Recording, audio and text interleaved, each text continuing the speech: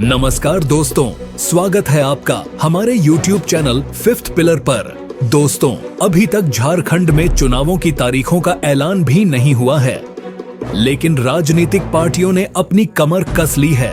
Party छोटी हो या बड़ी, सभी अपने स्तर पर तैयारी कर रही है। इसी को लेकर रविवार को जमशेदपुर के माइकल जॉन ऑडिटोरियम में अटल विचार मंच ने भारत के राजनीति में वर्तमान परिदृश्य एवं युवाओं के नशा के ऊपर बढ़ते कदम पर विचार गोष्ठी सह परिचर्चा का आयोजन किया। इस परिचर्चा के मुख्य अतिथि के रूप में अटल विचार मंच के संस्थापक व देश के पूर्व वित्त और विदेश मंत्री यशवंत सिन्हा मौजूदगी रही। माइकल जॉन ऑडिटोरियम में यशवंत सिन्हा का जोरदार स्वागत किया गया।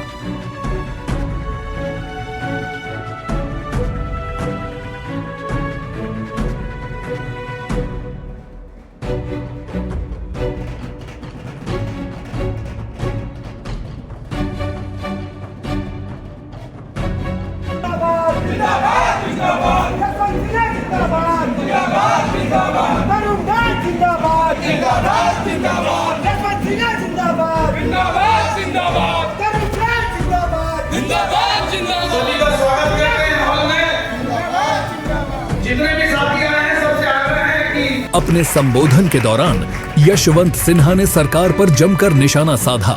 साथ ही अटल सरकार में लिए गए कड़े फैसलों के बारे में भी बताया और कहा कि कैसे उस वक्त सिर्फ एक वोट से अटल सरकार गिर गई थी।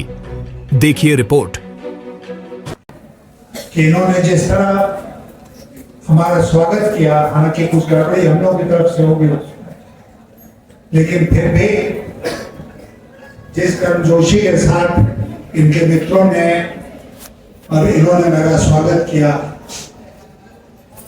उसके लिए मैं हृदय से इनके प्रति आभार व्यक्त करता हूं और आप सबके प्रति आभार व्यक्त करता हूं कि आप आए हम लोगों की बातों को सुनने। अब जाहिर है कि कई चीजों के बारे में पूर्व वक्ताओं ने यहाँ चर्चा की है, लेकिन आपके मन में जरूर इस बात को लेकर कौतूहल होगा, जिज्ञासा होगी कि आखिर ये अटल विचार मंच क्या है। और मुझे बताना आवश्यक है कि हमने इस उम्र में अटल विचार मंच निर्माण करने के बारे में क्यों सोचा, उसके पीछे क्या उद्देश्य है और क्यों मैं चाहता हूं कि आप सब लोगों के सहयोग से अटल विचार मंच आगे बढ़े। मैं उन सौभाग्यशाली लोगों में हूं जिनको बहुत नजदीक से अटल बिहारी वाजपेयी जी के साथ काम करने का मौका मिला, उनका नजदीक से सुनने और देखने का मौका मिला, उनके विचारों को समझने का मौका मिला और वैसे तो मैंने अपने सिविल सर्विस के दौरान और बाद में राजनीति में अनेक नेताओं के साथ काम किया, लेकिन एक अगर उसमें विलक्षण व्यक्ति थे तो वो थे अटल बिहारी वाजपेयी।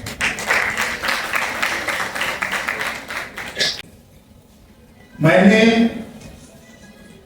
5 बजट अटल जी के साथ वित्त मंत्री के रूप में प्रस्तुत किया, 5 बजट। और आप जानते हैं कि जब बजट बनता है तो वित्त मंत्री बार बार प्रधानमंत्री के पास जाते हैं, उनसे मार्गदर्शन लेते हैं और बजट का फाइनलाइज होता है।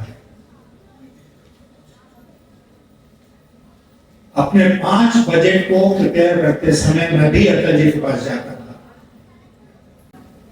उनका मार्गदर्शन लेता था और हम लोगों ने बहुत कठोर फैसले लिए देश के हित में। वो बहुत पॉपुलर फैसले नहीं थे, लेकिन अटल जी ने एक बार भी मुझसे ये नहीं कहा यशवंत जी इसको छोड़ दीजिए, इस प्रस्ताव को, क्योंकि इसका चुनाव के ऊपर बुरा असर है। एक बार भी नहीं। बजट बनाते समय चुनाव को ध्यान में रखा ही नहीं कभी। अगर कुछ रखा किसी सिद्धांत को तो वो था देश का इससे भला होगा, यह नहीं।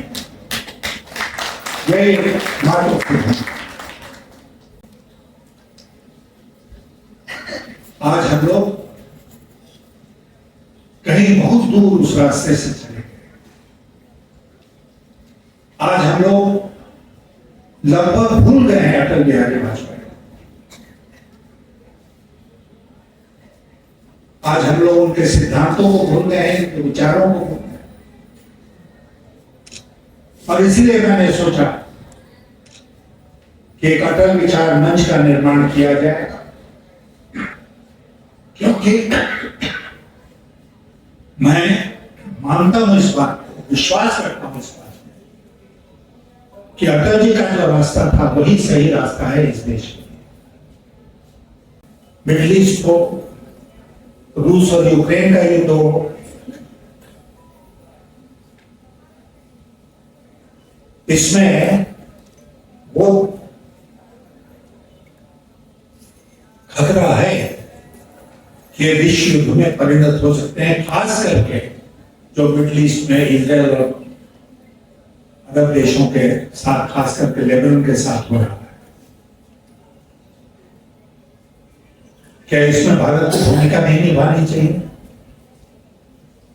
मैं मानता हूं कि भारत अकेले एक देश है, वह देश है। मैं पिछले 10 साल की बात नहीं कर रहा हूं, हम जब से आजाद हुए उसके बाद से बात कर रहा हूं। क्या भारत ने वो पोजीशन बनाया है विश्व में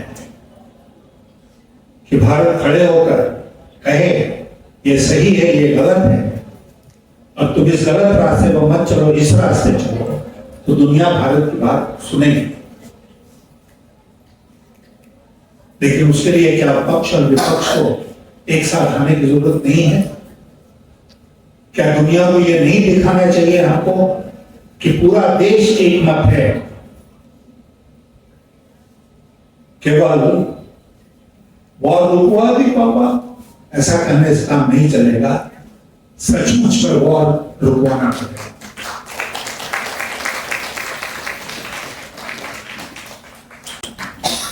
मैं अगर सरकार को सुझाव देने की दृष्टता कर सकता हूं तो मैं कहना चाहूंगा कि आज के प्रधानमंत्री जी को विपक्ष के साथ बात करनी चाहिए और देश की का एक प्रतिनिधिमंडल तैयार करना चाहिए जिसमें पक्ष और विपक्ष दोनों लोग हों, और उस डेलीगेशन को भेजना चाहिए जो रूस से बात करे, यूक्रेन से बात करे, जो इजराइल से बात करे और पैलेस्टाइन और लेबनान से बात करें, और कोशिश करें कि युद्ध विराम हो। गाजा में जो हो रहा है उससे किसका दिल द्रवित नहीं हो। बच्चे मारे जा रहे हैं, छोटे छोटे बच्चे जिनका कोई लेना देना नहीं है किसी युद्ध से, वो नाहक जान गंवा रहे हैं। क्या हम लोगों को इसके बारे में चिंता नहीं करनी चाहिए? मुझे पूरा विश्वास है कि अटल जी होते तो अटल जी इस बात की चिंता करते। अटल जी होते तो एक वो वही काम करते जो इंदिरा गांधी ने जयप्रकाश नारायण को भेजकर किया और नरसिम्हा राव ने अटल बिहारी वाजपेयी को भेजकर किया।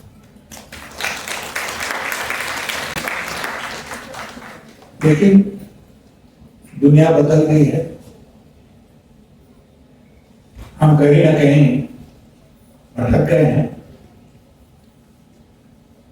और इसीलिए अटल जी के रास्ते वापस आना जरूरी है। यहां पर युवाओं की बात हो रही है। हमारे युवा साथी संजीव आचार्य बगल में बैठे हैं। मैं उनसे कहना चाहता हूं, क्योंकि इनको याद नहीं होगा, जो यहाँ के सीनियर लोग हैं उनको याद होगा कि आज से 29-30 साल पहले यही जमशेदपुर में एक उरांव बस्ती है, वहां पे 1995 बहुत से लोग जहरीली शराब पी के मर गए। मैं उस समय बिहार विधानसभा में विपक्ष का नेता था। मैं आया यहाँ पर, सारी स्थिति मैंने देखी और मैं वहीं उसी पेड़ के नीचे धरने पर बैठ गया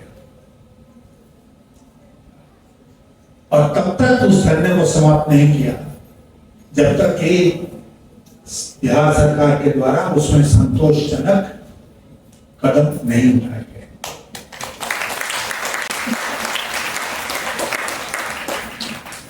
तो मेरे स्वभाव में ये कमजोरी है, समझे आप, समझे कि मैं बीच में नहीं छोड़ता हूं।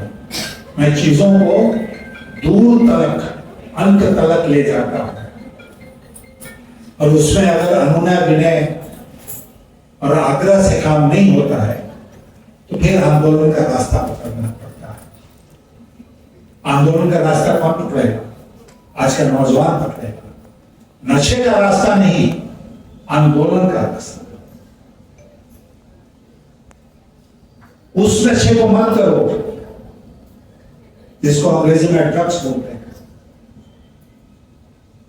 नशा करना है तो देश प्रेम का नशा करो। नशा करना है तो समाज को जोड़ने का नशा करो।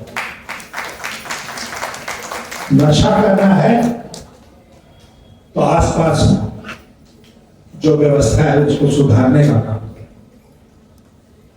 आज का नौजवान अगर वो नशा करता है तो फिर इस देश को आगे बढ़ने से कौन रोक सकता है?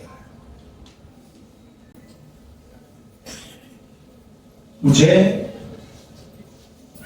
आपने जमशेदपुर बुलाया, इसके लिए आपका बहुत बहुत धन्यवाद।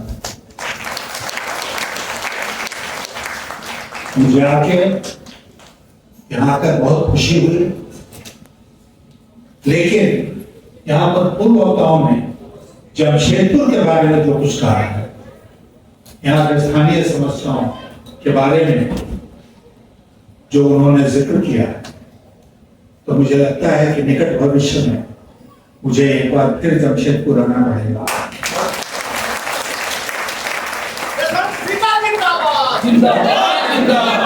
और वो गोल्डन शो विजिट नहीं होगी, एक दिन आए और चले गए। मुझे रुकना पड़ेगा, यहाँ के सब लोगों के साथ बैठ के गंभीर चर्चा करनी पड़ेगी उन विषयों के बारे में।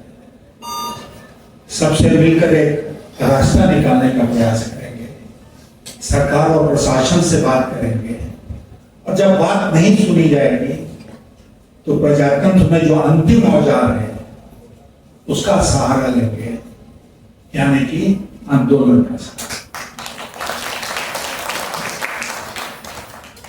लेकिन हम किसी का इंतजार नहीं कर सकते हैं कि कोई मसीहा आएगा, अब वो हमको इन सब समस्याओं से मुक्ति दिला देगा।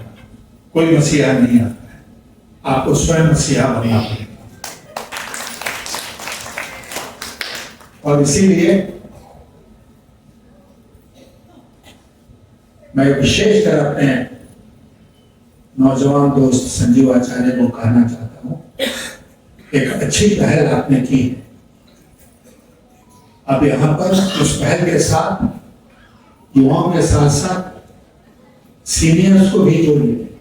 यहाँ पर इतने सारे लोग बैठे हैं, इतनी अच्छी अच्छी बातें कही गई, उन सबको जोड़िए और जोड़कर सबकी राय से एक रास्ता तय कीजिए, जो रास्ता ये डिसाइड करेगा कि युवाओं को हम कैसे दूर हटाएं ड्रग के सेवन से, नंबर 1। नंबर 2, जमशेदपुर की क्या क्या समस्याएं हैं, उनके समाधान के लिए हम कौन कौन से उपाय करें। नंबर 3, कि जो प्रदेश और देश की समस्याएं हैं उसको भी नजरअंदाज नहीं कर सकते हैं, उसके बारे में भी सोचा जाए और उसके बारे में कौन से कदम आगे उठाने चाहिए उस पर भी विचार किया जाए। और इन सब में जहां कहीं आपको मेरी आवश्यकता महसूस हो, मैं इतना कह के जाना चाहता हूं कि मैं सदैव तत्पर रहूंगा फिर से जमशेदपुर आने का, आपका सहयोग करने का और यहाँ की समस्याओं का निराकरण। आप सबका एक बार फिर हृदय से धन्यवाद। अटल विचार मंच के इस कार्यक्रम के आयोजक संजीव आचार्य थे। साथ ही इस कार्यक्रम में चंद्रगुप्त सिंह, डॉ एस रजी, AK श्रीवास्तव, शैलेंद्र सिंह, कमल किशोर, विकास सिंह और तरुण डे की भी मौजूदगी रही।